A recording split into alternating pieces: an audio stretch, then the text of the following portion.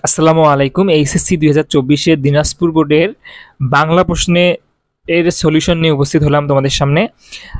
আমার কাছে যে প্রশ্নটা আছে সেটা হচ্ছে দিনাজপুর বোর্ডের ক সেট। 1 নম্বর প্রশ্নের অ্যান্সার হচ্ছে ধোনির অর্থাৎ অনুপমের মামা ধনী কন্যা পছন্দ করে না। এরপরে দোকানের খাবার কিনিয়া খাওয়াইতে গ্রামের মধ্যে তাহার জুড়ি নাই, এখানে জোড়া শব্দটার অর্থ হলো বিকল্প।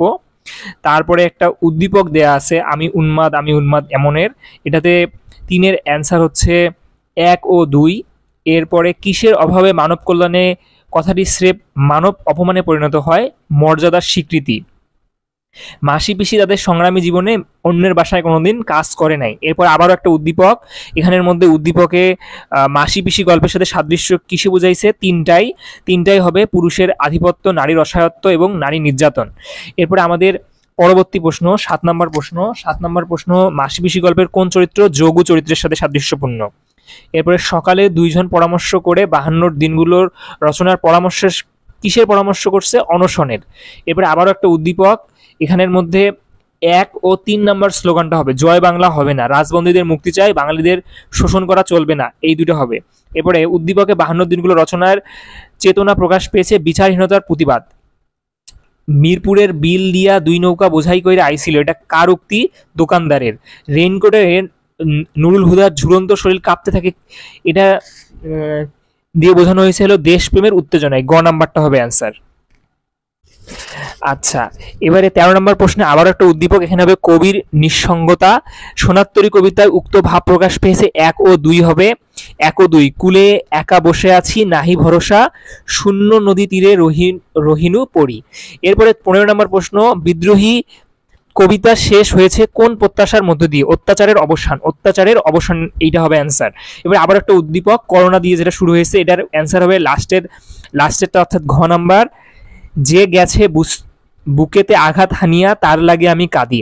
17 নম্বরের অ্যান্সার হবে 1 ও 3 ক্ষমাশীলতা এবং ভালোবাসা। এরপরে তাহারই পরে মনে কবিতায় কবির বসন্ত বিমুখতা কি বোঝানো হয়েছে, উদাসীনতা।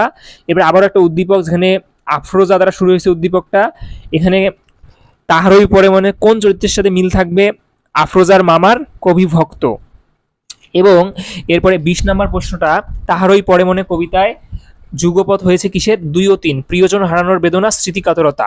শামসুর রহমানের প্রথম যে কবিতা যে পত্রিকায় প্রকাশিত হয়েছিল সেটা হলো সাপ্তাহিক সোনার বাংলা। এরপরে 18 বছর বয়স কবিতায় কোন কালের বৈশিষ্ট্য, বয়সন্ধিকাল। আমি কিংবদন্তির কথা বলছি কবিতায় কোন শব্দবত্ত মুক্তির প্রতীক হিসেবে ব্যবহৃত হয়েছে, কবিতা। আমি কিংবদন্তির কথা বলছি কবিতায় সূর্যকে হৃৎপিণ্ডে ধারণ করার মাধ্যমে কোন চেতনা প্রকাশ পেয়েছে, স্বাধীনতার চেতনা।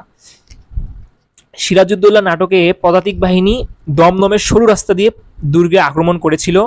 এরপরে চাটুকারিতা প্রকাশ পেয়েছে মির্জাফরের, এবং এখানে বলছে আমরা এক বাক্যে আপনাকেই নেতৃত্ব দিলাম, এই কথাটা বলছে হলো রাজবল্লভ।